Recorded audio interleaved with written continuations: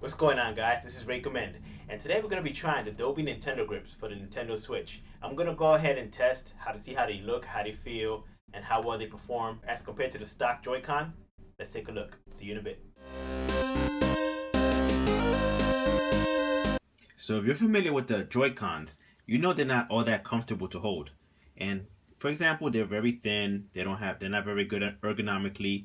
The buttons are offset on both sides, different ways. Now most people that I've played with haven't really enjoyed using these things. I mean, they're functional, but not all that effective. So these should help. They give you a little bit more ergonomics here, and they're universal in the sense that you don't have to use a specific Joy-Con with a specific grip. You can just kind of just slip it in. So go ahead and do that. As you see, there's one, and I'm going to go ahead and pop the other one in too. As you see, it does give you shoulder buttons, and you do have your regular controls up here. It does feel a lot more comfortable to hold, and for the 13 bucks that I got this for, I can say this definitely already makes it feel better. Now, I'll try it out with some gameplay and we'll see how it feels. See you in a bit. Alright guys, so I have the Switch on. I put on KOF 98, and I put the joystick orientation to work with the Joy-Cons as separate pieces. So just remember, you do have to do that. In the main menu, you normally have to set it up. You have to play with it the regular way and change it manually. It doesn't automatically change over to the double Joy-Con mode when you plug them into this piece. So just keep that in mind. It's a little annoying, but it can be done. Once you go into KOF, you put in credits by pressing the left trigger button. As you see, I'm pressing directly over where the left trigger would be on here, because even if you press at the edge, see, nothing happens. So even though this is elongated, you can see that you can't actually press on the edge and get a result. You still have to press around the same area. It is more comfortable, but just keep that in mind. It does, you can tell, it does feel more comfortable to hold in the hand. Definitely fits into your palms a lot better, and definitely a lot more comfortable. Even though it's plastic, it actually doesn't feel too bad. It's a little hollow, but it doesn't feel like incredibly cheap. It feels fine. So I didn't want to pick a horrible side, but whatever.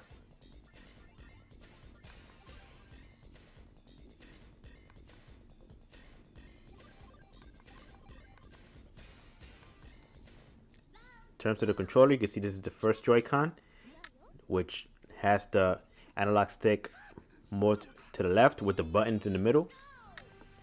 And of course, he's the first guy we'll fight, the guy I don't want to use, but that's funny. But yeah, so each Joy-Con is offset in a different way. In the second Joy-Con, the analog is actually in the middle while the button's on the side. So I mean, both of them should feel the same. It just depends on what your preference is when you actually hold the controller. So far, you see that's a half circle motion for that grab. It's a special move. I'm able to pull it off pretty much at least 90-95% of the time, which is not bad. So control wise, it feels comfortable to hold and fairly accurate, but I wouldn't say accurate to the point where you would want to play this in a tournament setting, or even anywhere past how would I put this, past novice setting. So anything past that, when you go into intermediary or professional settings, forget it. Don't get a real controller for this. But in terms of just playing around, have some fun with some friends, especially if they're all beginners, then yeah, this is fine. And I'm pretty much just saying that for fighting games. It does feel comfortable enough so you can play other games without any problem. So something like I Am Setsuna or Mario Kart or Tetris, even Bomberman, this should fare just fine. It's accurate and comfortable enough to play those games. But when it comes to fighting games, you require a great level of precision. of precision, and to, in order to really enjoy the game the way it's supposed to be enjoyed. But as you can see, I mean, I'm playing fine for the most part, and I'm pulling things off the way they're supposed to be pulled off. That's a super right there, which is a double half circle motion. This is a hurricane kick motion, which is a quarter circle. That's a dragon punch. So far so good. As you can see, I'm playing comfortably. Everything's coming out. Obviously there's really no lag.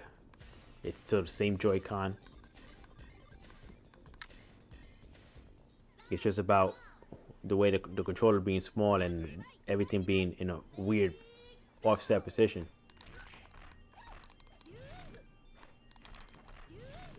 And so far so good. Now I'm gonna go ahead and switch to the second Joy-Con and see what happens. So I'm gonna do this.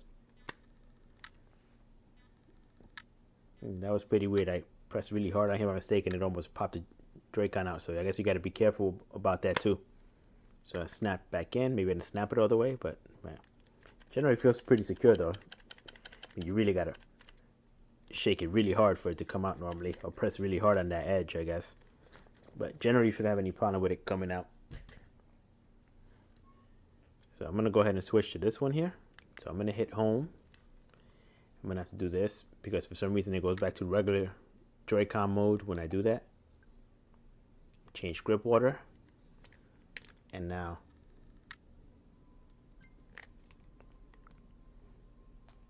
alright, so let's hit close. And I'll go back to the game now. Turn to game, let's see.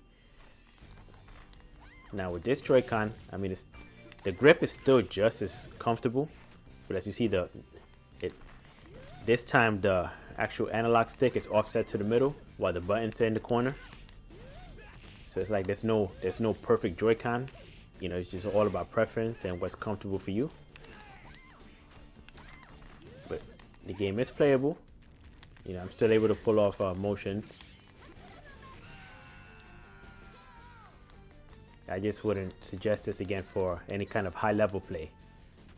The beginner stage, maybe a little intermediate, but I still wouldn't suggest it for that.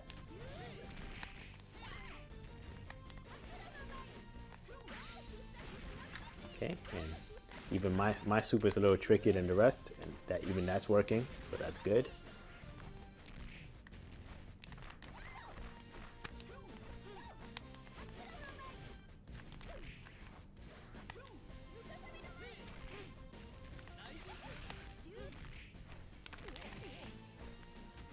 That's not good. Missed that.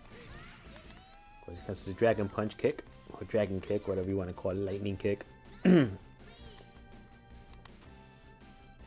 I have no idea how to play with Sai since I never really cared for the character.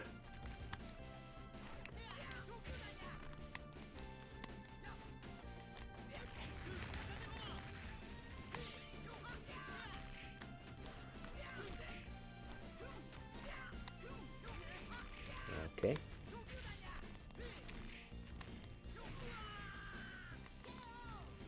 So it's fairly comfortable as well.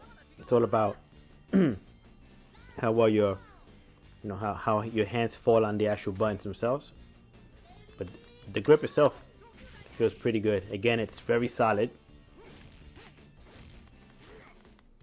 You should have no problem getting at least executing your special moves. Now, complicated combos and very timing specific things, that's going to be a lot harder. But general play should be fine. Like I said, that's just fighting games that you need precision like this, and perhaps Street Fighter or anything else like that.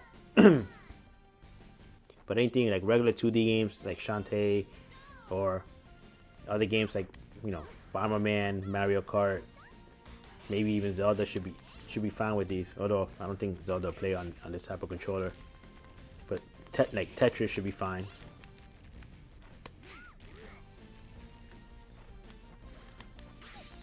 The grab dude, here you go. How you like that?